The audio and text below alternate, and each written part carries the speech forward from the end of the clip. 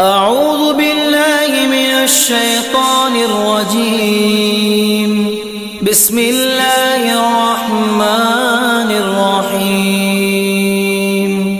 يا أيها المزمل قم الليل إلا قليلا نصفه أو انقص منه قليلا أو زد عليه ورتل القرآن ترتيلا إنا سنلقي عليك قولا ثقيلا إن ناشئة الليل هي أشد وطئا وأقوم قيلا إن لك في النهار سبحا طويلا واذكر اسم ربك وتبتل إليه تبتيلا.